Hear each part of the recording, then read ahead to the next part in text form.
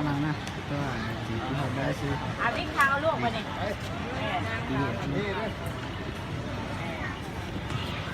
เสียกันอาจับคอลูกว่าเดี๋ยวลุกก่อน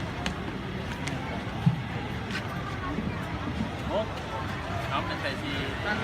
นั่งล่างร้านนั่งไป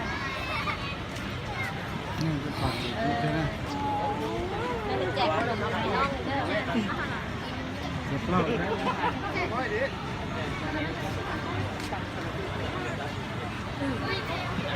สร้างจุดเอาไว้จุดเรื่องมามันเด็กนักสัตว์คนนึงเด็กก็เอาเด็กมาซื้อกับขายนะสิ่งก็ได้มีการซื้อเตอร์ตัวเขียวตัดใจเชื่อมันแค่น่าเชื่อ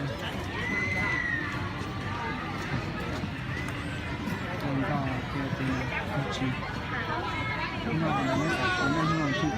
อีที่โตฮีสักจุดนี่ก็คือว่าเย็นเทียนเจ็บเบาซะนะ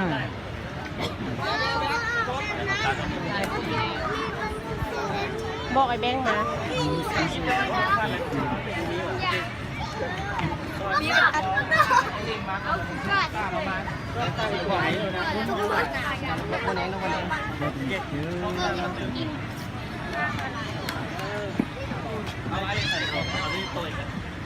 นี่เป็นอะไรอย่างนี้มาจีนจริงๆแล้วที่เด็กเจ็บเล่าเนี่ยตัวเราเป็นคนสี่เลยเจ็บดีที่ต่อสั่งแต่ครับคุณบอกโอ้ได้เดี๋ยวนะคุณพวกนั้นจะได้เสียงนะนั่นจะได้เสียงที่เขาเฉยมันคืออะไรคือ